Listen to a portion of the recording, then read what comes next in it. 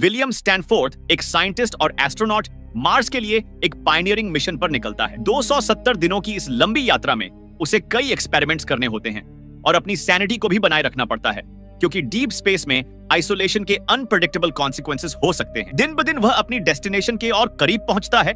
उसे red planet की ओर एक अजीब सा आकर्षण महसूस होता है, जैसे वह उसकी पुकार सुन सकता हो। मार्स इस विशाल कॉस्मोस में एक छोटा सा स्पेक है, न वहां जीवन है और न मृत्यु। लेकिन अर्थ का एक आदमी, कैप्टन विलियम डी स्टैनफोर्ड, इस ग्रह में जीवन लाने के लिए तैयार है। धरती पर इतिहास के पहले मानव मिशन की तैयारी जोरों पर है। पहली स्पेसशिप जेफर लॉन्च की जाती है, जिसमें कैप्टन स्टैनफोर्ड अकेले क्रू मेंबर हैं। कुछ दिन बाद दूसरी स्पेसशिप फॉलो करती है, जिसे कैप्टन एमिली मैडक्स पायलट कर रही होती है। रेड प्लैनेट तक की यह यात्रा कुल 270 दिनों की होगी। डिपार्चर से एक रात पहले स्टैनफोर्ड अपनी पृथ्वी को अलविदा कहता है। जहां 6 अरब लोग सोच रहे हैं वह यह सब क्यों कर रहा है, एक बंजर प्लैनेट के लिए अपनी जिंदगी क्यों दांव पर लगा रहा है। लेकिन कैप्टन स्टैनफोर्ड को पूरा विश्वास है कि वह मार्स पर लाइफ लाने के लिए जा रहा है। फिर लिफ्ट ऑफ होता है। ऑर्बिट में पहुंचकर स्टैनफोर्ड पीछे मुड़कर अपनी अर्थ को देखता है, उसकी सुंदरता को निहारता हुआ। सब कुछ प्लान के मुताबिक चल रहा है और कंफर्म करने के बाद ह्यूस्टन का सेंट्रल कंट्रोल सेंटर उसे अपने स्पेस सूट को हटाने और अपने डेली टास्क्स शुरू करने की अनुमति देता है। लोगों की भीड़ उसे विदा करने के लिए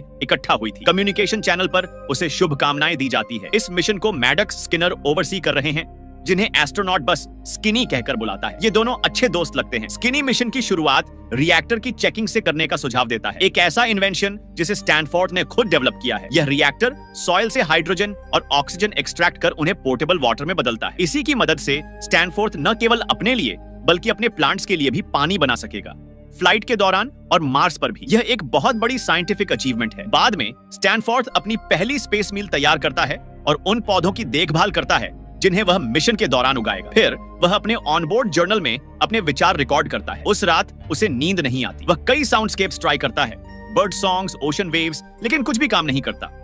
एक्साइटमेंट इतनी ज्यादा है कि उसे नींद ही नहीं आती। सुबह होते ही स्किनी उसे कॉल करता है। वीकली स्टूडेंट ब्रीफिंग का समय हो चुका है। स्टैनफोर्ड मिशन की प्रिपरेशन के बारे में बताता है। लगभग हर चीज को मेटिकुलसली प्लान किया गया था, फूड सप्लाईज, इक्विपमेंट और एक्सपीडिशन के लिए जरूरी सभी आइटम्स। लेकिन सबसे बड़ी चुनौती थी वाटर सोर्स सिक्योर करना। इसीलिए उसने यह रिएक्टर बनाया जो सॉइल से हाइड्रोजन और ऑक्सीजन निकालकर पानी बनाता है। उसने इसे एटाकामा डेजर्ट में टेस्ट किया था। पहले 2 दिनों में उसे फ्लॉस के कारण स्टैनफोर्ड को प्यास से जूझना पड़ा, लेकिन तीसरे दिन आखिरकार उसने पानी निकालने में सफलता पाई। इसी सफलता के बाद मिशन को फीजिबल माना गया। अगर यह अर्थ पर काम कर सकता है तो मार्स पर भी करेगा। वह अर्थ छोड़ चुका है, लेकिन पूरी मानवता उसके साथ है। यही भावना उसमें आत्मविश्वास भरती है कि इंसान ने खुद को पार कर लिया है और नए शिखरों तक पहुंच गया है। अपनी यात्रा के दौरान स्टैनफोर्ड हमेशा ऑप्टिमिस्टिक रहता है। वह अपने पौधों को पानी देता है, रिएक्टर से पानी निकालता है, एक्सरसाइज करता है, पढ़ता है, अपने जर्नल में लिखता है और कभी-कभी डांस भी करता है। स्किनी हमेशा कांटेक्ट में रहता है और उसे अर्थ की खबरें देता रहता है। स्टैनफोर्ड को सब कुछ कंट्रोल में लगता है, इसलिए उसे भरोसा है कि सब कुछ ठीक रहेगा। उससे याद आता है कि जब उसने अपने रिएक्टर का ट्रायल किया था तब स्किनी उसे डेजर्ट में ढूंढने आया था। उस वक्त स्टैनफोर्ड ने अपने दोस्त को भरोसा दिलाया था कि कुछ ही सालों में इंसान मार्स पर बसने लगेगा। अब वह उन लोगों से बातचीत करता है जो उसके नक्शे दम पर चलना चाहते हैं। वे रेड प्लैनेट पर लाइफ एस्टैब्लिश करने के अपने आइडियाज साझा करते हैं। अपनी जर्नी के एक खास मोड़ पर स्टैनफोर्ड को एक स्पेस स्टेशन पर रुकना पड़ता है, जहां उसके लिए एक प्री प्रिपेयर्ड सप्लाई पैकेज रखा गया है। वहां मौजूद एस्ट्रोनॉट्स वे आखिरी इंसान होंगे जिन्हें वह लंबे समय तक देखेगा। लेकिन वहां पहुंचने पर जब वह उन्हें एक छोटा सा ताजे फल का गिफ्ट देता है तो उसे कुछ अजीब लगता है। दोनों क्रू मेंबर्स इमोशनली ड्रेन्ड लगते हैं, लंबे समय तक स्पेस में रहने और अपने फेल्ड एक्सपेरिमेंट के कारण। वे जो पौधे और जानवर अपने साथ ऑर्बिट में ले गए थे वे सभी मर चुके थे। इस असफलता ने उनके पूरे समय को व्यर्थ कर दिया। साथ ही वे अपनी फैमिलीज को बहुत याद कर रहे थे। अचानक उनमें से एक स्टैनफोर्ड को सुझाव देता है कि उसे यह मिशन छोड़ देना चाहिए जब तक कि उसके पास वापस लौटने का समय है। वे समझ नहीं पाते कि कोई अर्थ को इतने लंबे समय के लिए क्यों छोड़ना चाहेगा। उसी समय एक संदेश आता है जिसमें स्टैनफोर्ड के सक्सेसर मैडक्स के लॉन्च की घोषणा की जाती है। यह देखकर कि स्टैनफोर्ड अपना मिशन नहीं छोड़ेगा, वे आंसू भरी आंखों से उसे देखते हैं। उनमें से एक उससे विनती करता है कि वह ऐसा कुछ न करे जिसे वह पूरी तरह समझ नहीं पाया हो। स्टैनफोर्ड जेफर में लौट आता है, लेकिन यह बातचीत उसके दिमाग में घूमती रहती है। उसे याद आता है कि उसकी एक्स वाइफ को एक प्रेस्टिजियस लिटरेरी अवार्ड मिला था।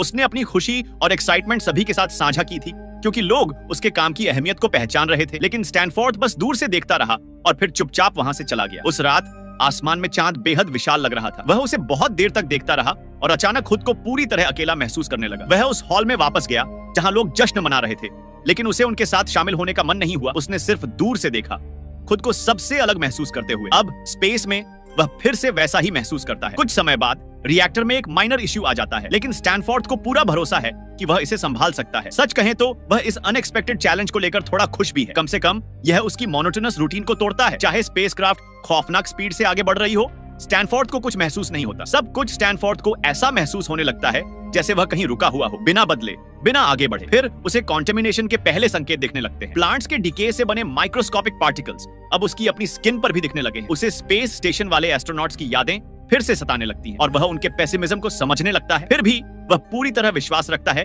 कि वह किसी भी मुश्किल को पार कर लेगा। लेकिन एक दिन रिएक्टर में एक और बड़ी मैलफंक्शन हो जाती है। स्टैनफोर्ड को डिजर्ट में बिताए गए दिन, उसकी प्यास और संघर्ष याद आने लगते हैं। एंग्जाइटी उस पर हावी होने लगती है और वह अपने कंसर्न्स को शिप की एआई से साझा करता है। बाद में उसे अर्थ से अपने करीबी लोगों के बर्थडे मैसेजेस मिलते हैं। खुद को व्यस्त रखने के लिए वह फॉरेन लैंग्वेजेस सीखना शुरू करता है। स्टैनफोर्ड अपने प्लांट एक्सपेरिमेंट्स जारी रखता है, लेकिन अचानक ह्यूस्टन के साथ उसका कम्युनिकेशन कट जाता है। यह अचानक आई खामोशी उसे पैनिक में डाल देती है। लेकिन जब स्किनी दोबारा कांटेक्ट में आता है तो वह बताता है कि मैडक्स के स्पेसशिप में जायरोस्कोप फेलियर्स हो गए थे, जिससे वह अपने कोर्स से भटक गई थी। स्टैनफोर्ड तुरंत हरकत में आता है और मैडक्स को एडजस्टमेंट्स करने में गाइड करता है।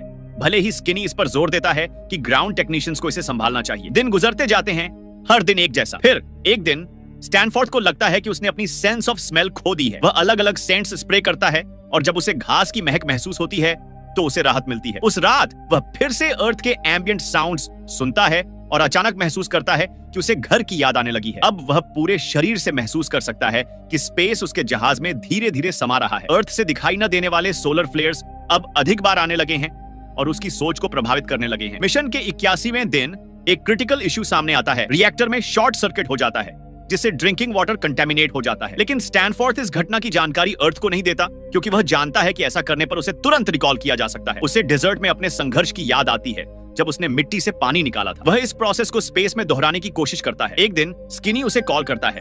वह साफ तौर पर चिंतित है। वह स्टैनफोर्ड से रिएक्टर को छोड़ देने की विनती करता है, क्योंकि अर्थ के इंजीनियर्स इसकी रीडिंग्स को लेकर परेशान हैं। लेकिन स्टैनफोर्ड अपनी जिद पर अड्डा रहता है और रिएक्टर को ठीक करने की पूरी कोशिश करता है, जिससे एक और फेलियर हो जाता है। इस बार रिएक्टर का एक हिस्सा जलकर खराब हो जाता है। अगले दिन स्किनी एक दुखद समाचार देता है। कई हफ्तों की उड़ान के बाद मैडक्स का मिशन क्रिटिकल मैलफंक्शंस के कारण टर्मिनेट कर दिया गया है और अब वह अर्थ लौट रही है। स्किनी को संदेह है कि स्टैनफोर्ड भी स्ट्रगल कर रहा है, लेकिन स्टैनफोर्ड उसे यकीन दिलाता है कि सब कुछ कंट्रोल में है और उसे चिंता करने की जरूरत नहीं। सच्चाई यह है कि स्टैनफोर्ड अब लगातार इस अनंत वॉइड के बारे में सोचने लगा है, जो उसके स्पेसशिप को घेरे हुए है। उसके प्लांट्स, जिन्हें पर्याप्त पानी नहीं मिल रहा, अब मुरझाने लगे हैं। वह हर आखिरी बूंद पानी इकट्ठा करता है। उसे याद आता है कि किस तरह उसने डेजर्ट में कंडेंसेशन ट्रिक से अपनी जान बचाई थी। अब वह उसी तकनीक का इस्तेमाल करने का फैसला करता है। वह मेकशिफ्ट कलेक्शन बॉक्सेस तैयार करता है, जिससे पौधों की मदद से नेचुरल वाटर साइकिल को रेप्लिकेट किया जा सके। उसका प्लान है कि मिट्टी को कॉम्पैक्ट और हीट करके हाइड्रोजन और ऑक्सीजन निकाले, बिल्कुल वैसे ही जैसे ब्रह्मांड ने कभी पानी बनाया था, जिससे अर्थ पर जीवन संभव हुआ। अब वह बस इस प्रक्रिया को दोहराने की कोशिश कर रहा है। डे 161, स्टैनफोर्ड को यकीन हो जाता है कि वह अपने सफर के लिए बस इतनी मात्रा में पानी बना सकता है जिससे वह जिंदा रह सके। लेकिन अगर वह मार्स पर जाकर रिएक्टर को दोबारा शुरू नहीं कर पाया तो उसका मिशन बेकार हो जाएगा। इसका मतलब होगा मौत और उसकी वर्षों की मेहनत की असफलता। अब स्किनी को भी एहसास हो जाता है कि जेफर गंभीर समस्याओं का सामना कर रहा है। स्टैनफोर्ड को मिशन डायरेक्टर को यह कबूल करना पड़ता है कि उसका रिएक्टर पूरी तरह से फेल हो गया है और वह इसे ठीक नहीं कर पा रहा। स्किनी उसे आखिरी मौका देता है, बस एक दिन और। अगर वह रिएक्टर ठीक नहीं कर पाता तो शिप को मजबूरन वापस अर्थ के लिए रीडायरेक्ट कर दिया जाएगा। यह खबर स्टैनफोर्ड के लिए एक गहरा झटका होती है। उसने इस मिशन के लिए अपनी जिंदगी लगा दी थी। उसे याद आता है जब उसने पहली बार मिट्टी से निकला पानी पिया था। उस पल में उसे ब्रह्मांड से एक अनोखा जुड़ाव महसूस हुआ था। तभी उसे एहसास हुआ था कि उसका असली लक्ष्य मार्स तक पहुंचना है। लेकिन अब उसे सब कुछ छोड़ना होगा। सुबह होते ही स्किनी ऑनलाइन आता है और उसे सीधा आदेश देता है, स्पेस सूट पहनो और कॉकपिट में जाओ, क्योंकि ह्यूस्टन अब जेफर की वापसी की प्रक्रिया शुरू करने वाला है। फ्यूल पहले ही स्पेस स्टेशन पर भेज दिया गया है, जिससे उसकी घर वापसी सुनिश्चित हो सके। स्टैनफोर्ड समझ चुका है कि मिशन फेल हो चुका है, लेकिन अब उसे इससे कोई फर्क नहीं पड़ता। रिएक्टर अब भी काम नहीं कर रहा, लेकिन इस पर सोचने का कोई फायदा नहीं। आखिरकार मार्स पर उसका इंतजार करने वाला कोई नहीं है। वह केवल अपनी जान जोखिम में डाल रहा है। वह खुद कंट्रोल अपने हाथ में लेता है और अर्थ के साथ कम्युनिकेशन काट देता है। स्किनी उसे चेतावनी देता है कि बिना ह्यूस्टन की गाइडेंस के वह कोर्स से भटक जाएगा और अंतरिक्ष में हमेशा के लिए खो सकता है। लेकिन स्टैनफोर्ड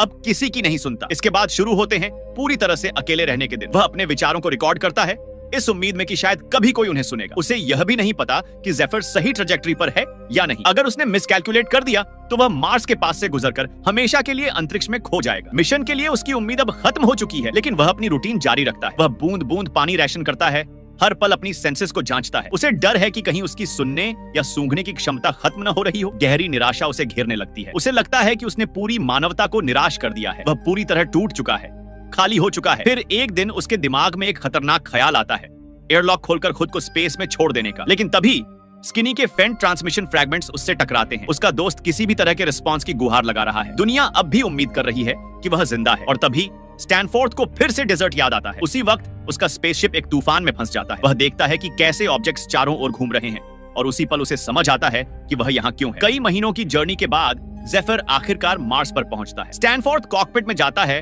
और ह्यूस्टन को संदेश भेजता है। वह लैंडिंग के लिए तैयार है। वह सारे जरूरी प्रोसीजर्स फॉलो करता है और सफलतापूर्वक रेड प्लैनेट की सतह पर टच डाउन करता है। Captain William D Stanford Houston को अपनी सुरक्षित अराइवल की रिपोर्ट भेजता है।